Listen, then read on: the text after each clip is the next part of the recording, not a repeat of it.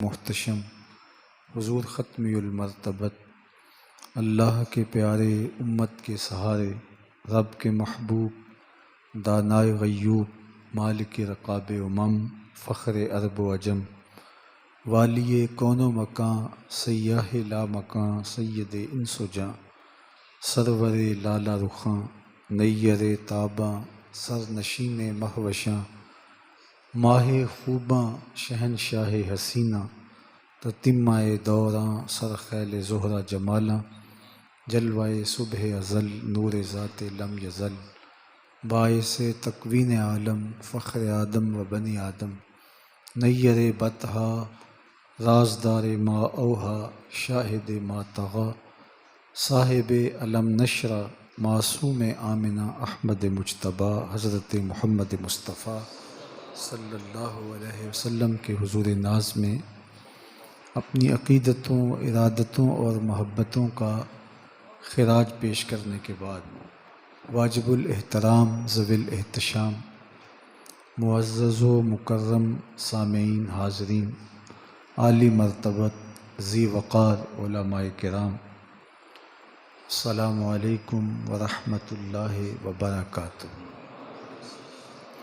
جیسا کہ آپ سب کے علم میں ہے، آج کی منعقدہ تقریب پیکر خلوص و محبت مجاہد دین مصطفیٰ شیخ الحدیث و تفسیر حضرت مولانا علامہ قاری خالد محمود نقشبندی صاحب زیدہ رحمۃ اللہ تعالی علیہ کہ سالانہ اس کی تقریب ہے۔ اس سے قبل بھی میں اس مسجد میں متعدد مرتبہ حاضر ہوا ہوں، اور مسجد میں داخل ہوتے ہی ماضی کی ساری یادیں تازہ ہو گئیں۔ جب میں یہاں آیا کرتا تھا تو قاری صاحب رحمۃ اللہ تعالی علیہ کا چمکتا اور مسکراتا پھول جیسا چہرہ استقبال کے لیے موجود ہوتا۔ حیف در چشم زدن صحبت یار آخر شد، روئے گل سیر نہ دیدم و بہار آخر شد۔ اللہ ان کے درجے بلند فرمائے اور ان کی خدمتوں کو، ان کی محبتوں کو، جو اللہ کی مخلوق کے ساتھ، حضور علیہ السلام کی امت کے ساتھ، علماء کے ساتھ، مشائخ کے ساتھ، سادات کے ساتھ، اہل علم کے ساتھ، طلباء کے ساتھ انہیں تھی، اس کی برکتیں اللہ ان کی لحد میں اتار دے۔ وہ ایک شگفتہ پھول تھے، کھلتا گلاب تھے، اور روشنیوں سے ملتے جلتے انسان تھے۔ ان کی زندگی کا ایک ایک لمحہ خلوص سے عبارت تھا۔ میں آپ سے کوئی بات کہوں تو وہ آپ کی معلومات میں اضافہ نہیں ہوگی اور نہ ہی مبالغہ ہوگا۔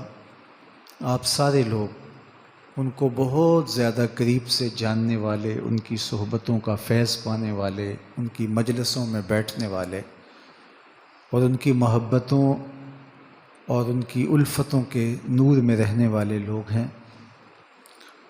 یہ قحط و رجال کا زمانہ ہے، ایسے لوگ ڈھونڈنے سے نہیں ملتے۔ بہت کم لوگ زندگی میں دیکھے ہیں کہ جن کا وجود شفقت و رحمت سے گندا ہوا ہوتا ہے، اور وہ انتہائی محبت اور پیار کے سانچے میں ڈلے ہوئے انسان ہوتے ہیں۔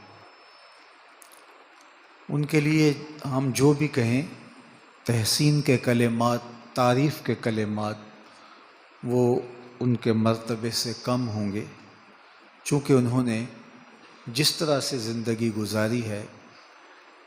بہت جگہوں پہ ایسا ہوتا ہے کہ کسی شخص کی تعریف و توصیف کی جا رہی ہو، کرنے والا پورے خلوص سے بھی کر رہا ہو، تو سامعین میں کچھ لوگ دوسرے پہلوؤں کو یاد کر رہے ہوتے ہیں، تو ان کے چہروں کے تیور بتا رہے ہوتے ہیں کہ تم جو کہہ رہے ہو تم نے وہی پہلو دیکھا ہے، ہم اس شخص کی زندگی کے اور پہلوؤں کو بھی دیکھے ہوئے ہیں۔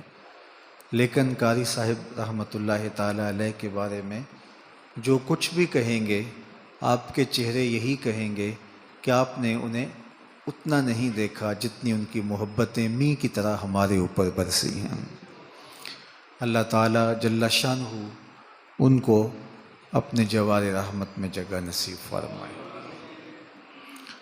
آپ مجھے اگر پوچھیں کہ اسلام کا دوسرا نام کیا ہے تو میں آپ کو دو لفظی جواب دوں گا کہ اسلام کا دوسرا نام دین علم ہے۔ وہ اپنے ماننے والوں کو علم کی ترغیب دیتا ہے، علم حاصل کرنے کی تلقین کرتا ہے۔ وہ دین جس کی پہلی وحی ہی اقرا ہے، اور علم کی بنیاد پر ہی فضل و شرف اور عظمت و رفعت نصیب ہوتے ہیں۔ میرے اور آپ کے آقا و مولا حضور ختم المرتبت صلی اللہ علیہ وآلہ وسلم نے فرمایا انما بعثت معلما، میں معلم بنا کر مبعوث کیا گیا ہوں۔ اس پہ ناز کیا ہے۔ تو اس سے آپ اندازہ کیجئے کہ اسلام علم کو کتنی اہمیت دیتا ہے۔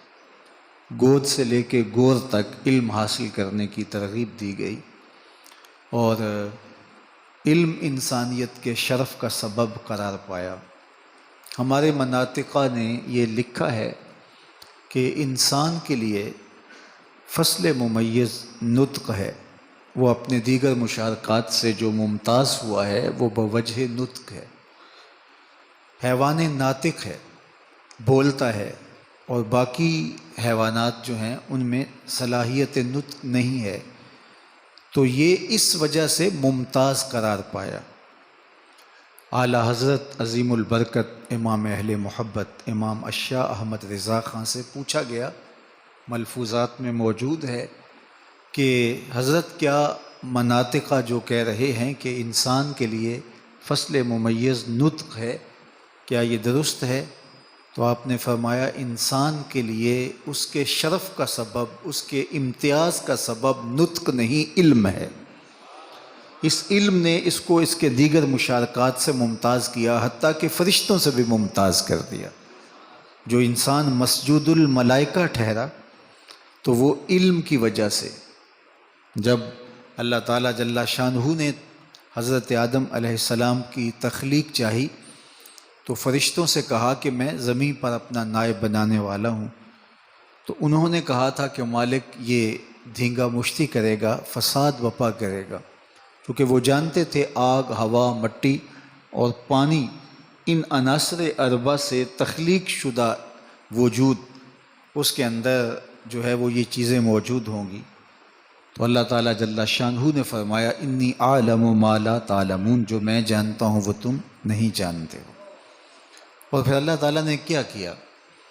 حضرت آدم علیہ السلام کو مختلف چیزوں کا علم سکھایا، اور علم سکھانے کے بعد فرشتوں سے کہا کہ مجھے ان چیزوں کے نام بتاؤ، انبئونی باسماء ہؤلاء ان کنتم صادقین، آپ بتاؤ ان چیزوں کے نام کیا ہیں۔ تو فرشتے تو سکھائے نہیں گئے تھے، بتائے نہیں گئے تھے، تو انہوں نے کہا لا علم لنا، ہمیں نہیں پتا، ہم نہیں جانتے، الا ما علمتنا، ہم تو صرف وہی جانتے ہیں جو ہمیں بتایا گیا ہے، سکھایا گیا ہے، پڑھایا گیا ہے۔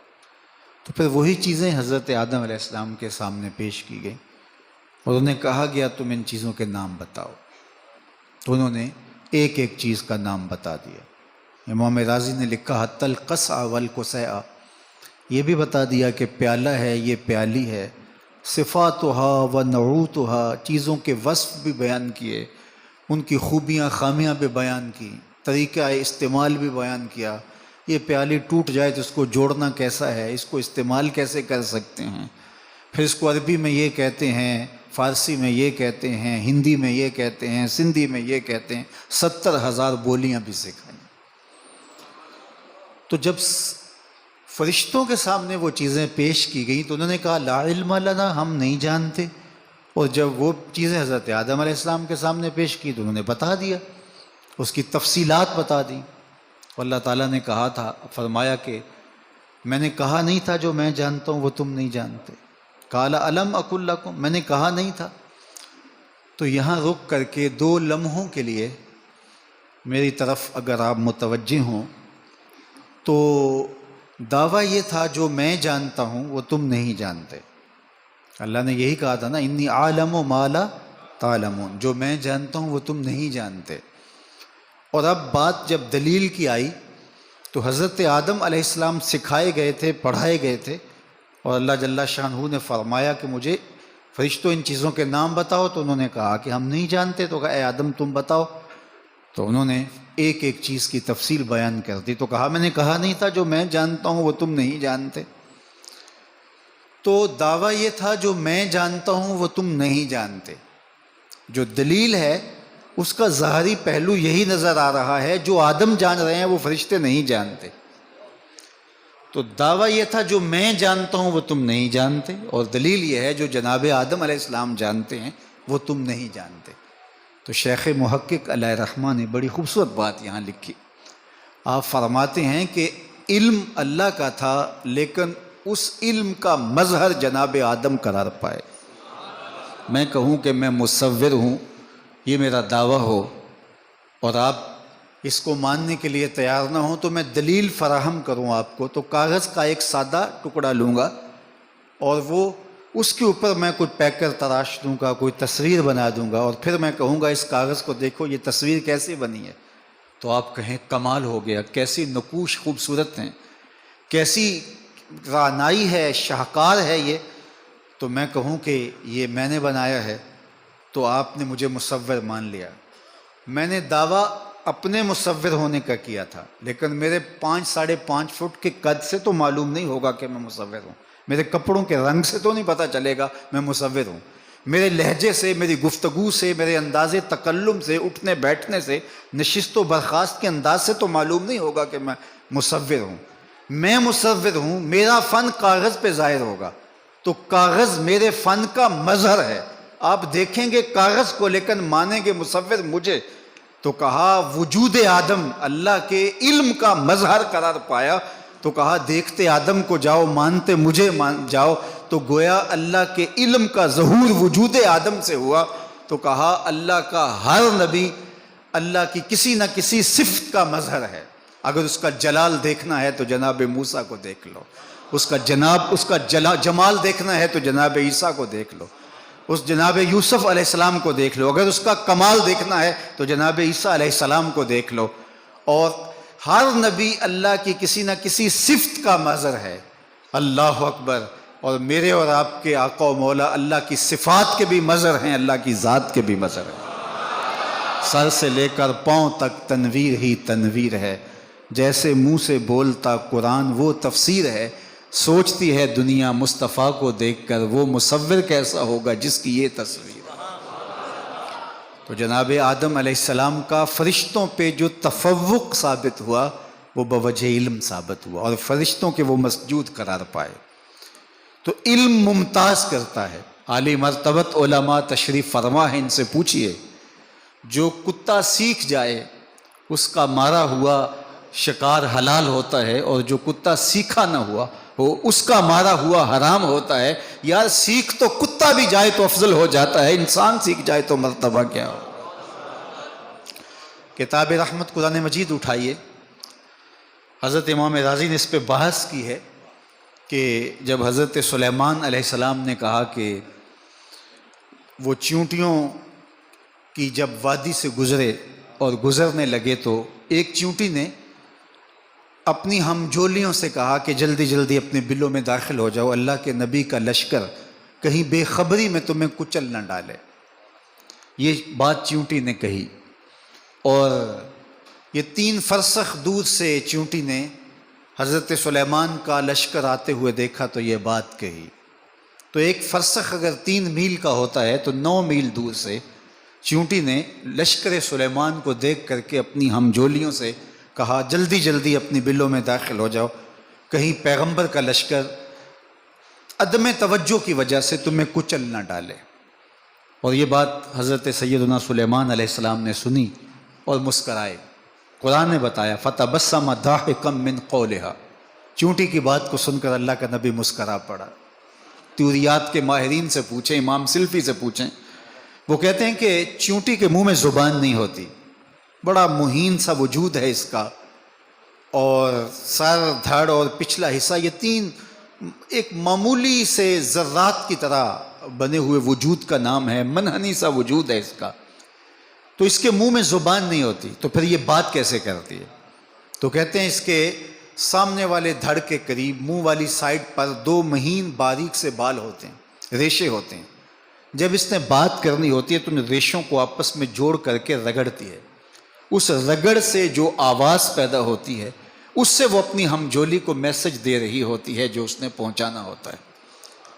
اللہ کے نبی کی شان یہ ہے، 9 میل دور سے، 3 فراسخ دور سے، اللہ اکبر، چیونٹی کے بالوں کے رگڑنے سے جو آواز پیدا ہوتی ہے اس آواز کو سنتا بھی ہے اور اس سے جو مفہوم نکلتا ہے اس مفہوم کو سمجھتا بھی ہے. اور یہ اس نبی کی شان ہے جو مسجد اقصیٰ میں مقتدی بن کے تیرے نبی کے پیچھے کھڑا تھا. جب مقتدی کی یہ شان ہے تو مقتدا کی شان کا عالم کیا ہوگا؟ کبھی بھی پیغمبر کو اپنے جیسا سمجھنے کی بدکاری نہ کرنا. نہ پیغمبر ہمارے جیسے ہیں اور نہ ہم پیغمبروں جیسے ہیں. لستو کحیاتکم ایکم مثلی، دونوں باتیں فرما دی. نہ میں تمہارے جیسا ہوں نہ تم میرے جیسے ہو. اور یہ پیغمبر کی شان ہے. چیونٹی کان کے پردے پہ بھی رکھ دی جائے تو ہم پھر بھی معلوم نہ کر پائیں کہ یہ کیا بول رہی ہے. اور 9 میل دور سے چیونٹی کے بالوں کے رگڑنے سے جو مفہوم نکلتا ہے پیغمبر اس کو بھی سن رہا ہے. اللہ اکبر، یہ شان ہے نبی کی. تو جب نبی کی یہ شان ہے تو امام الانبیاء کی شانوں کا عالم کیا ہو؟ میرے والد گرامی رحمۃ اللہ تعالیٰ علیہ فرمایا کرتے تھے کہ جب حدیث پاک میں امام ترمذی نے جو حدیث روایت کی اور اس پر اس کا مرتبہ بھی بیان کیا، درجہ بھی، ھذا حدیث حسن، یہ حدیث ہے بھی مرتبہ احسان میں، کہ جب میاں بیوی گھر میں الجھ پڑتے ہیں، کسی معاملے میں شکر رنجی ہو جاتی ہے تو پھر بیوی تو بیوی ہوتی ہے، وہ کوئی ایسا کوسنا دے دیتی ہے تو اس کے شوہر کو بڑا دکھ لگتا ہے، وہ پھر بیچارہ بول نہیں پاتا. تو جنت میں اس مرد صالح کی ہونے والی بیوی حور اس منظر کو دیکھ رہی ہوتی ہے. اور جنت کہاں ہے؟ 7 آسمانوں سے اوپر سدرۃ المنتہا اور اس کے آس پاس جنت. اور جنت میں جو ہے وہ حور مقصورات فی الخیام، خیموں میں بند خواتین، وہ وہاں سے دیکھ رہی ہے. تازی گھوڑا سر پٹ دوڑے اور 500 سال تک دوڑتا رہے تو پہلے آسمان تک پہنچے. پھر اتنی اس کی موٹائی، پھر دوسرے اور پہلے آسمان کے درمیان اتنا ہی خلا، پھر اس کی موٹائی، پھر اس کے بعد پھر خلا. 7 آسمانوں سے اوپر کہیں جنت، جنت میں حور. اور اس منظر کو امام ترمذی بیان فرماتے ہیں کہ آقا کریم نے فرمایا کہ جنت سے وہ حور دیکھتی ہے اور اس کو آواز دیتی ہے اور کیا کہتی ہے؟ قاتلک اللہ، تیری خرابی ہو، تو اسے کیوں تنگ کرتی ہے؟ یہ تو چند دن تیرے پاس ہے، یہ تو میرا شوہر ہے. یہ کون کہتی ہے؟ حور. اور کہاں سے کہتی ہے؟ جنت سے. اور جنت کہاں ہے؟ سدرہ کے آس پاس. اور حور کون ہے؟ میرے نبی کے غلام کی بننے والی بیوی ہے. جب میرے نبی کے غلام کی بننے والی بیوی کی سماعتوں کا یہ عالم ہے کہ وہ جنت سے سنتی بھی ہے اور بول کے جواب بھی دیتی ہے، تو امام الانبیاء کی سماعتوں کا عالم کیا ہو؟ یہ شان ہے خدمت گاروں کی، سرکار کا عالم کیا ہو؟ تو اس چیونٹی نے کہا جلدی جلدی اپنی بلوں میں داخل ہو جاؤ، کہیں اللہ کے نبی کا لشکر تمہیں بے خبری میں کچل نہ ڈالے. یہاں رک کر کے ایک اور بات بھی کرنا چاہوں گا، اور وہ یہ کہ وہ چیونٹی جانتی تھی کہ اللہ کے نبی کا لشکر جان بوجھ کر کے ننھی جان کو بھی ضائع نہیں کر سکتا. عدم توجہ کی وجہ سے یہ حادثہ پیش آ سکتا ہے، اس کی التفات نہ ہو، وہ اپنے دھیان میں جا رہے ہوں اور تم ان کی عدم توجہ کی وجہ سے پاؤں میں آ کے کچلی جاؤ. یہ ایک چیونٹی بھی جانتی تھی کہ نبی کی تربیت میں رہنے والا لشکر جان بوجھ کر کے ننھی جان کو بھی ضائع نہیں کر سکتا.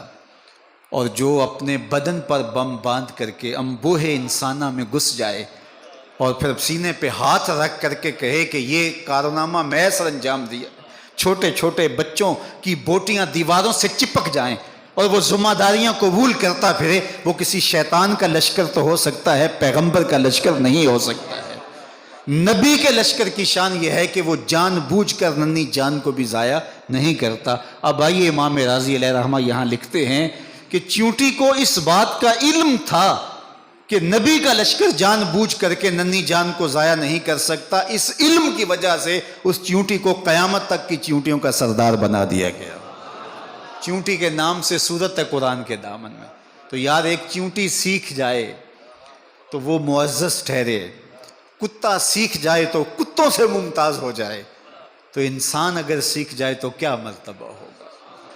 احد کے میدان میں آئیں، جب صحابہ کی تدفین کا مرحلہ آیا، شہداء کی تدفین کا، تو پھر جس کے سینے میں قرآن کی آیتیں زیادہ ہوتی اس کو آگے دفن کیا جاتا، چونکہ ہمارے ہاں شرف علم کی وجہ سے ہے۔ تو علم ممتاز کرتا ہے، علم عزت دیتا ہے۔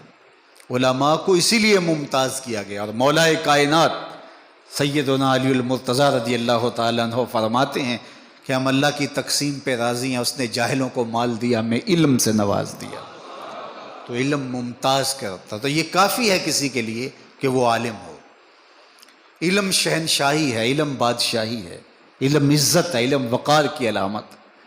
کسی علاقے میں ایک بادشاہ نے دوسرے علاقے پر حملہ کر کے بادشاہی وقت کو اس ملک کی سلطنت کے شہنشاہ کو پابجولہ اپنے دربار میں بلوایا، خیر عزت دی، کرسی پہ بٹھایا اور کہا کہ میں تمہیں قتل نہیں کرنا چاہتا، تمہیں عزت دینا چاہتا ہوں، تمہارے تجربے سے فائدہ حاصل کرنا چاہتا ہوں۔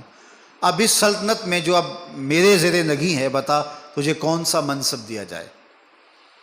تو اس نے کہا مجھے معلم بنا دیا جائے، استاد لگا دیا جائے۔ تو بادشاہ بڑا سمجھدار تھا، مسکرا کے بولا پھر دوبارہ بادشاہی مانگ رہے ہو؟ تو یہ بادشاہی ہے، یہ سلطنت ہے۔ تو یہ وہ لوگ جنہوں نے اپنی زندگی کا اڑنا بچھونا ہی علم بنا لیا، جنہوں نے اپنا جینا مرنا ہی علم کو بنا لیا، تو آج سالوں کے بعد بھی ان کے ذکر کے چراغ مدھم نہیں ہوئے اور بجھنے نہیں پائے، چونکہ علم زندگی دیتا ہے، علم حیات آفریں ہے، علم بانکپن دیتا ہے۔ علماء کے دم سے بزم عالم میں چراغاں ہیں، اسی لیے تو سمندروں کی مچھلیاں بھی ان کی زندگی کی دعائیں مانگتی ہیں۔ انہیں پتا کہ ان کا وجود رہا تو کائنات میں حرارت رہے گی، اور جب علماء اٹھا لیے گئے، علم اٹھ گیا تو پھر قیامت آ جائے گی۔ اس لیے علماء کے دم سے زندگی ہے۔ اور ابھی حضرت جو حضور کا وہ فرمان آپ کے سامنے رکھ رہے تھے کہ کہا یا تو عالم بن جاؤ، نہیں تو پھر طالب علم بن جاؤ، نہیں تو ان کی صحبت میں بیٹھنے والے بن جاؤ، اور اگر یہ بھی ممکن نہیں ہے تو ان کی محبت کے چراغ سینے میں روشن کر لو، ان سے پیار کرنے والے بن جاؤ۔ حضرت شیخ مجدد علیہ رحمہ کو ایک آپ کے فقیر نے، ایک آپ کے ملنے والے نے کچھ نذرانہ بھیجا، اور اس کے ساتھ جو ہے وہ خط پہ یہ لکھا کہ یہ نذرانہ آپ کی درسگاہ کے طالب علموں اور آپ کی خانقاہ کے فقیروں کے لیے ہے۔ تو حضرت شیخ بہت خوش ہوئے اور اس کو جواب لکھا، اور جواب میں آپ نے یہ لکھا کہ مجھے اس بات کی مسرت اور خوشی ہوئی ہے کہ آپ نے فقیروں سے پہلے طالب علموں کا ذکر کیا ہے، آپ نے علم کو فوقیت دی ہے، تو میں سمجھا ہوں کہ آپ کو دین کی روح سمجھ میں آ گئی ہے۔ تو ہمارا دین ہمیں علم کے فروغ کی بات کرتا ہے۔ ایک زمانے میں، آج سے کوئی 60 سال 50 سال پہلے کی لکھی گئی کتاب ہے، تو وہ ڈاکٹر ہیں، تو وہ کہتے ہیں کہ ہم ایک جگہ پہ گئے تو وہاں انہوں نے معززین شہر کو بٹھایا تھا۔ تو پہلی رو کے اندر ایس ایچ او بیٹھے تھے، اور جو ہے وہ باقی اس طرح کے رؤسائے شہر تھے، اور دوسری رو کے اندر ٹیچرز بیٹھے تھے۔ تو کہتے ہیں میں نے اسی دن کہا کہ یہ ملک آگے نہیں جا سکتا جہاں یہ سمجھ نہیں ہے کہ فوقیت کس کو دینی ہے، منصب عزت وقار کس کا ہے۔ تو علم ہی وہ چیز ہے جو ممتاز کرتی ہے، جو شرف دیتی ہے، اور جس کے سبب سے جو ہے وہ باقیوں سے فوقیت ہے۔ قُلْ هَلْ يَسْتَوِي الَّذِينَ يَعْلَمُونَ وَالَّذِينَ لَا يَعْلَمُونَ، اے محبوب فرما دو جو جانتے ہیں اور جو نہیں جانتے وہ برابر نہیں ہو سکتے ہیں۔ تو اللہ نے علم کی وجہ سے ممتاز کر دیا اور باقیوں سے شرف عطا کر دیا۔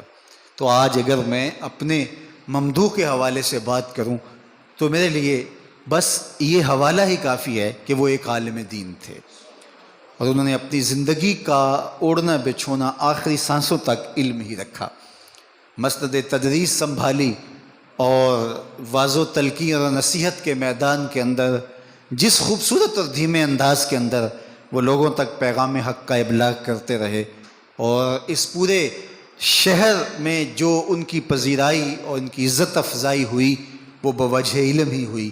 تو یہ قدردانوں کا شہر ہے، اہل محبت کا شہر ہے، تو یقیناً یہ شہر جب قدردانوں اور اہل محبت کا ہے تو یہ شہر کبھی بھی قاری خالد محمود صاحب کو بھول نہیں سکتا ہے، اور اس شہر کی تاریخ کبھی بھی ان کے ذکر کے بغیر مکمل نہیں ہو سکتی۔ میری آپ سارے لوگوں کی آمین کے ساتھ دعا ہے کہ اللہ ان کی قبر کو منور، وسیع، کشادہ اور خوشبودار رکھے، اور ان کی اولاد کو یہ خوشی ہوئی ہے، بہت سارے ایسے لوگ ہوتے ہیں کہ ان کے چلے جانے کے بعد ان کی اولاد ان کی راہوں کی مسافر نہیں ہوتی، تو ان کی اولاد اسی راستے پہ گامزن ہے۔ اللہ تعالیٰ جل شانہ اپنی خاص عنایتوں کا حظ وافر عطا کرے اور قاری صاحب کے درجے بلند کرے، دنیا آخرت کی بہاریں اللہ اس خانوادے کا مقسوم فرمائے۔ عالی مرتبت علماء تشریف لائے، مشائخ، سادات، بزرگ، آپ سب لوگ تشریف لائے، اللہ آپ کو اس کا بہتر اجر اور صلہ عطا فرمائے۔ زیب النساء کا ایک شعر ہے، کار ما آخر شدو آخر ز ما کار نشد، مشت خاک ما غبار کوچائے یار نشد، و آخر دعوانا ان الحمد للہ رب العالمین۔